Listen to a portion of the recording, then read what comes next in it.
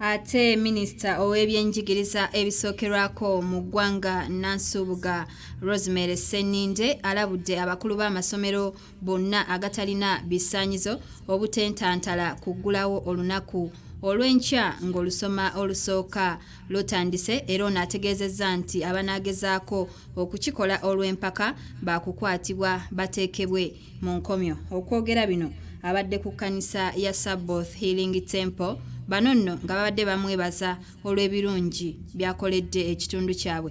Mu Kibijja Miru Kyabasinga katuwe ebisingawo ku Ssukkulumu lino. Olunaku olw'enkya olusoma olusooka olw'omwaka guno bwe lugenda okuggulibwawo mu butongole okusinziira ku minisitule y'ebyenjigiriza n'ebyemizannyo. Wano minisita waasinzidde n'alabula amasomero agatatuukiriza bisaanyizo obuteetantala kuggulawo kubanga bajja kubanga bazizza Gwagnagomola. Kirambise lunye nti amasomero agatalina bisaanyizo tegalina kwetantala kuggulawo.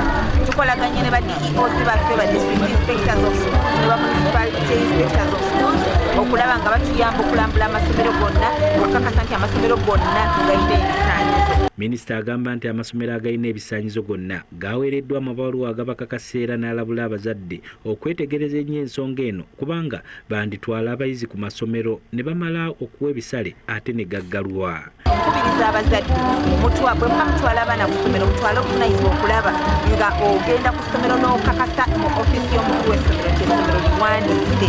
Kubanga essomero bwe libeera nga liwandiise kitegeeza nti lyatuukiriza ebisaanyizo byonna ebyetaagisa. Naye gwe bw'onootwalayo omutwazi school fees ate n'okomekkereza nga essomero tuligadde tetwandyagadde okufuna ne gavumenti. Minisita obubaka buno abuweeredde ku kkanisa ya Sabbath Healing Temple Ensangi nga yeekokkodde abazadde abeesuliddeyo gwannaggamba ku baana baabwe ekintu ekiyinza okuleeta eggwanga eriddako okufaafaagana ng'entungo eyiika. Okukuza obulungi abaana b'eggwanga. Mbabuulidde abaana tubalekedde social media, ekyokubiri tubalekedde ba maids oba abatuyambako awaka betubalekedde kubanga oyingira ennya za kiro ofuluma 11. Minisita anokoddeyo n'ennyambala abazadde gye bayigiriza abaana baabwe ey'obuseegu gy'agamba nti abazadde balina okugyewala. Bakubiriza abazadde mubeere ekyokulabirako ekirungi.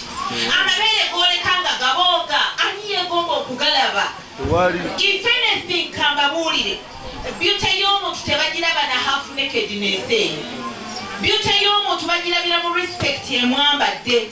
Tojja kuleeta mwana wo ng'amabeere gonna gabooga eno akabina kali eri kubanga ayambadde ebisambi birabikira bweru ate ng'abigula ayita mu bantu olwo omwana ali beautiful yenna agenda ayogera abogokabogogozi talina nakawoowo mu kamwa. Wano Nabbi Benjamin Kisiga waasinzidde n'atendereza emirimu egikoleddwa minisita ono mu kugunjula abaana bwe batyo ng'ekkanisa ne bamusiima nga nabo bagamba nti bakutte ekkubo lye limu ery'okugunjula omwana mu ngeri ey'emiti emito egiggumiza ekibira. Kwongeragenda mu maaso nga tufaayo eri abaana mu kusoma kwabwe singa si gavumenti yaffe eno singa si mukulembeze waffe ono abaana ffe tebandisomye ate neeraga okufaayo okungi ng'eyitira mu baminisitaazi baffe bano mukulembeze waffe Yoweri Kaguta Museveni n'abanga n'abaana abawa keya okubeera nti afaayo gye bali basobole okusoma nga ate sigenda mu butonjereere. Bino byonna we bijjidde nga ne minisitule y'ebyenjigiriza ssaako n'ebyemizannyo yafulumizza kalikulamu empya egenda okutandika okusomesebwa abasomesa abatali bamu olunaku olw'enkya mu bifo ebitali bimu nga kigambibwa nti